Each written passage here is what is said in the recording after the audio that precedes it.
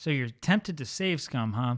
Well, let me tell you something about that. You probably want to let go of that load game button, let go of the home button, and don't quit your game without saving.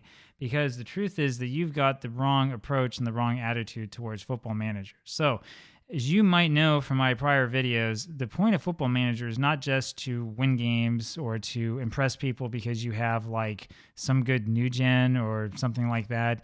The point of Football Manager is not to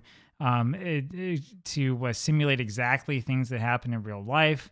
The idea behind Football Manager is that it is, above all else, a role-playing game. It's a game in which you will be presented with a certain number of constraints and certain numbers of problems and certain things that need to be solved. No matter who you play with, they will always exist, and that is where the fun of the game lies. You need to remember that from the beginning. If you want to avoid save scumming, if you want to avoid things that are going to make your game just not fun and not interesting anymore, if you want to avoid this idea that, I have to win, and if I didn't win that one, I got to go back and play it again and play it again and play it again, what you need to do is you need to change your own attitude towards the game. It doesn't matter what kind of tactic you have. It doesn't matter what kind of scouting you have, if you use the Wonder Kid, cheat sheets or not, or if you decide to use different scout genie tools or whatever to do the scouting and all that stuff. I mean, you can do it if you want. If winning is that important to you, yeah, I guess. But really, what the game is about is it is about role-playing, and it's about setting up a certain type of world, and it's about enjoying your world, right? So we'll go ahead here. We'll take a quick look into my save as well. There's no way for me to show you what save scumming is like. You know how to do it. If you've done it before, yeah, you know all about it. What I can show you, though, is that not everything has gone hunky-dory for my club, right? There are some things that you might not notice, right, when I play these games. One of them is that team cohesion is down pretty far. The reason why team cohesion is down comes from our hierarchy. We don't have a team leader. Why not? Because I sold him, right? I sold Fan Xiang, who was our leader and had been our captain, over for a little bit of money. We didn't need the money at all, right? Look at this. Look at all this money we have. You see this, right? You think we need money? You think I need money, huh? The transfer window is closed. In fact, the board was upset with me because I didn't buy enough players, right? Oh, they're satisfied that I spent the original transfer budget because I spent almost 2/3 of it, I mean, whatever, pin a rose on your nose, right? I mean, of course, yeah, they're not happy with me for this, right? There were problems that existed. I definitely didn't need to sell that player. The reason why I sold him is because when we look at our transfer history, he was not good enough to play for the team. Oops, he's a transfer out. And let's see if I can find him. There's Fan Xiang, right? He ended up going to Kichi over in Hong Kong. And when we look at the coach report, look at that. He's a D. Because if we had star ratings on, you would see that he would end up with 2 stars maybe, and he's at his full potential. I mean, that's the problem, right? So I had to sell him, right? Not necessarily because the game was forcing me to. As a result, though, then you have bad cohesion. Now, this bad team cohesion, if it gets worse and worse, can result in you dropping games, right?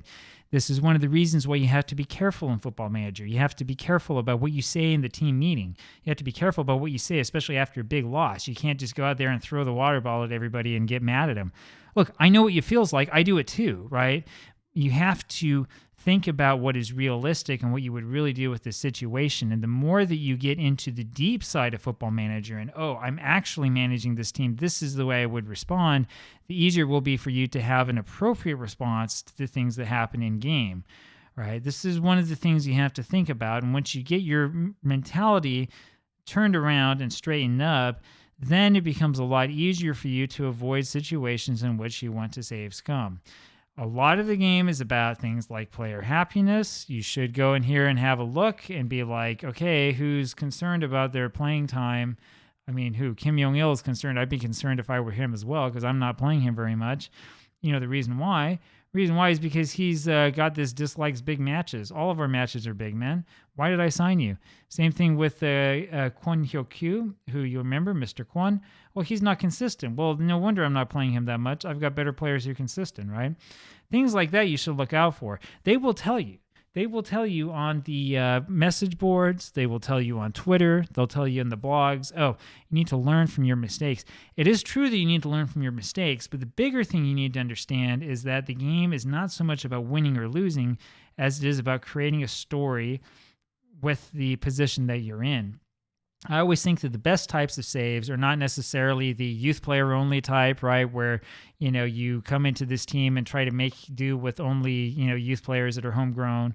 I don't think the best type of save is, we want to build a country up or build a world or anything like that. No, I think the best type of save is the sort of journeyman save where if it didn't work at the club, instead of life being over and the game just ends, you go to a different club and you try again and you try to learn from your failure, right? Play the game that way, you're not going to save scum. So there's my thoughts on save scumming. Personally, I recommend that you don't save scum at all. Not only is it a scummy thing to do, but it takes all the fun out of the game. The game's more fun if you can lose. The game's more fun if things happen poorly. Look at me. I was with Ingolstadt and Ulfir for a couple months in game. I lost 9 games in a row and was sacked, right? It's more fun that way, right? It wouldn't be much fun if I was like, I get a do-over on that and a do-over on this one. Come on, man. Play the game the right way. Don't save scum.